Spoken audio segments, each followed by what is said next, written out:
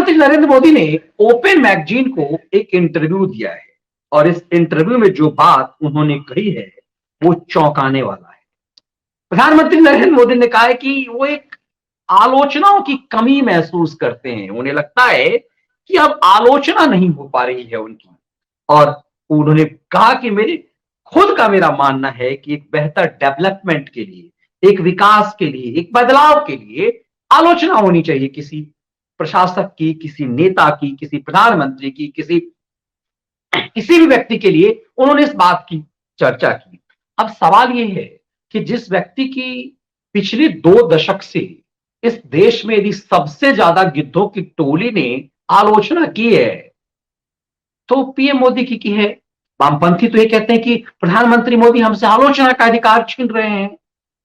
पूरा liberal gang तो पिछले 2 दशक से न जाने गिद्धों की तरह मोदी को नोच लेने का काम किया है। इस देश में यदि किसी नेता के पीछे विपक्ष या उसकी खैराती मीडिया पड़ी तो मुझे लगता है कि आजाद भारत में मोदी से ज्यादा लंबे समय तक, ऐसा नहीं, इंदिरा गांधी का भी विरोध जम करके हुआ, इंदिरा गांधी के खिलाफ भी अपमानजनक नारे उस समय लगाए गए, बहुत ही घृणित नारे इंदिरा जी के समय में लगाए गए उनको, लेकिन वो दौर इतना लंबा नहीं खींचा जितना नरेंद्र मोदी का खींचा। 2001 में जब वो चीफ मिनिस्टर बने गुजरात के, और उसके बाद 2002 में जब दंगा हुआ, उसके बाद से आज तक सब कुछ खत्म होने के बाद, सुप्रीम कोर्ट के द्वारा बनाई गई एसआईटी की रिपोर्ट के बाद भी मोदी को आज भी दंगाई, मौत का सौदागर, ना जाने क्या क्या कहा गया। लेकिन उन्होंने कहा कि मैंने कभी कोई पीआर एजेंसी पर काम नहीं किया। प्रधानमंत्री नरेंद्र मोदी ने कहा कि इस देश को में एक जो बहुत गंभीर बात कही कि ये बौद्धिक बेईमानी और छल से उनके खिलाफ षड्यंत्र किया जा रहा है। बड़ा जरा बारीक लाइन को समझिएगा। ओपन मैगजीन को दिए इंटरव्यू में प्रधानमंत्री ने कहा है कि बौद्धिक बेईमानी और राजनीति से, कि राजनीतिक छल, बौद्धिक बेईमानी किसके लिए कहा है। दरअसल प्रधानमंत्री ने बहुत दिनों बाद खुल करके उन लिबरल गैंग के लिए बौद्धिक बेईमान शब्द का यूज किया, और राजनीतिक छल ये कि कैसे झूठ और फरेब से, खास करके उन्होंने तीनों किसान बिल को लेकर के इस पर विमर्श किया कि कैसे इस बदले दौर में देश को गुमराह करने का षड्यंत्र किया गया, और इसे उन्होंने कैसे खोला। जो राजनीतिक छल कह रहे हैं, वो कह रहे हैं कि कृषि बिल कांग्रेस लाना चाह रही थी लेकिन वो ला न सकी क्योंकि डिटर्मिनेशन नहीं था। वो जो चीजें होनी चाहिए वो देश किसानों के प्रति नहीं था। उन्होंने कहा हमने जो कुछ भी किया ये हमारे राजनीतिक एजेंडे में था, कांग्रेस के लिए भी था, लेकिन वो कांग्रेस इस बिल को ला न सकी, और जब हम लेकर के आए तो एक राजनीतिक छल शुरू हुआ और उसके बाद उसको बौद्धिक बेईमानी से जुड़ा। दरअसल ये बात कह करके कि आलोचना नहीं हो रही है, मोदी कहां चोट मारते हैं, उन्होंने उस चीज को समझिए। आज प्रधानमंत्री मोदी ने कहा कि सिर्फ आरोप लगाया जा रहा है, और आरोप लगाने के लिए जरूरी है कि आपके पास फैक्ट होने चाहिए, और तभी वो आलोचना हो सकती है। आलोचना का दौर सुप्रीम कोर्ट भी कहता है, देश की सबसे बड़ी अदालत भी उसके अपने जजमेंट की समीक्षा करने का अधिकार देता है। आप सुप्रीम कोर्ट के आदेश की भी आलोचना कर सकते हैं, मतलब समीक्षा कर सकते हैं, लेकिन आलोचना और आरोप में फर्क है। आरोप सिर्फ इस बात को लेकर के कि आप ये गलत हैं लेकिन आपके पास कोई फैक्ट नहीं है। इसीलिए उन्होंने बौद्धिक बेईमानी शब्द यूज किया।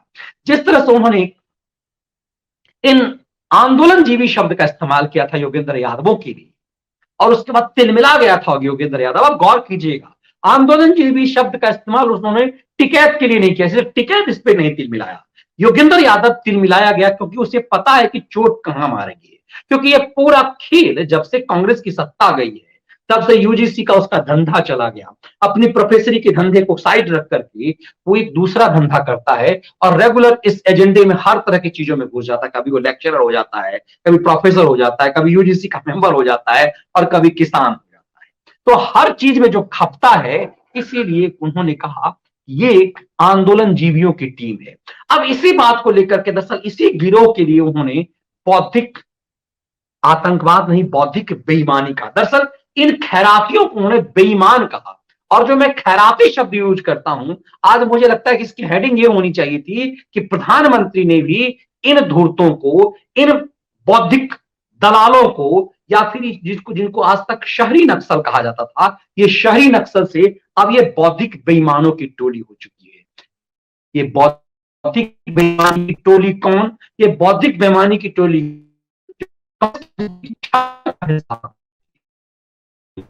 ऐसे इससे पहले कोई दंगा कभी हुआ नहीं। ऐसे पेश किया जाना कि गुजरात से के 2002 के दंगे से कि न भूतो न भविष्यति, न उसके पहले कभी हुआ न उसके बाद हुआ।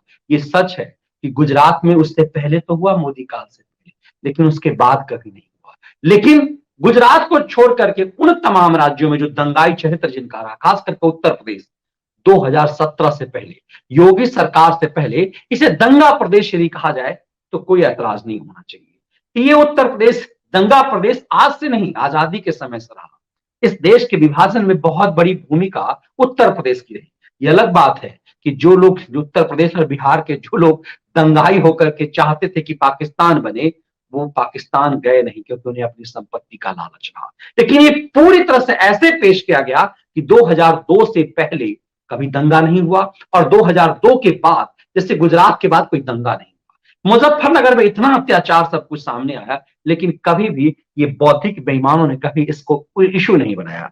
तो सर इन्हीं चीज को उन्होंने कहा कि हमने कड़े फैसले लेने ही पड़ेंगे, और हम जब कड़े फैसले लेते हैं तो देश की जनता दरअसल उसे बहुत गंभीरता से लेती है। और जब हम कड़े फैसले लेते हैं तब ये समझ में आता है कि देश की जनता इस चीज को बहुत बारीकी से समझती है, और भारत की जनता को ये लगता है कि कड़े फैसले प्रधानमंत्री इसलिए ले पाते हैं कि इनका डिटर्मिनेशन क्लियर है, इनका उद्देश्य साफ है। और इसीलिए आज उन्होंने कहा हम बड़े बड़े फैसले इसीलिए लेते हैं क्योंकि हम जन आकांक्षाओं को समझ रहे होते हैं।